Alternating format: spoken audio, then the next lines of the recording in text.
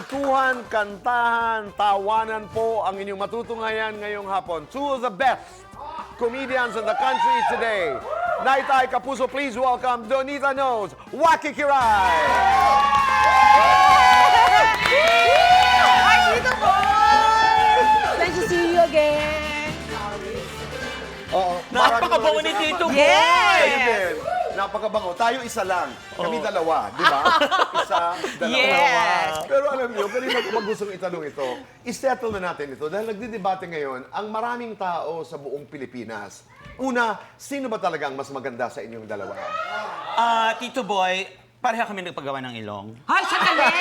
Pumreno ka. Hindi gawa ilong ko, Tito Boy. Kiklear ko lang. Teka. Hindi, ito lang para malinaw. Oh, ang gawang ilong, di mo pwede ganituhin. Oh, Can you? Oh. Can Hey. you? ang galing ah. Oh, di ba? Ganituin mo, oh. Oh, galing! Sandali, Tito Boy. Oh, ito. Oh, ito. Oh! Sandali, kasi pag ginawa ka, nahihilo. Umaangat yung kasito. Wag na.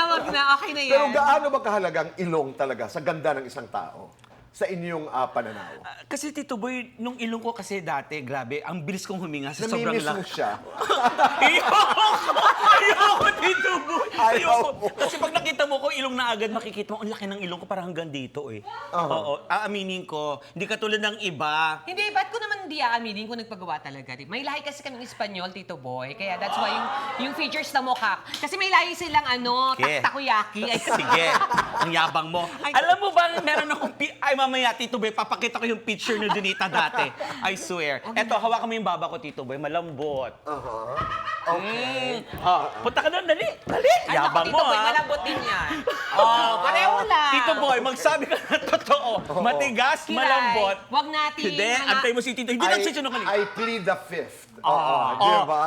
Oh, galing ni Tito Boy. Sandali. Hindi natin naintindihan Sinasabi yun. ngayon yan sa impeachment. I plead the fish? The fifth. Oh, tingnan mo, ngayon lang natin yun. narinig. Narinig ko na yun. Ano ibig sabihin nun? Yung sinabi niya. O ano sa Tagalog? I plead the fifth. Oo. Tip? The fifth. Okay. Kasi mga itsura na.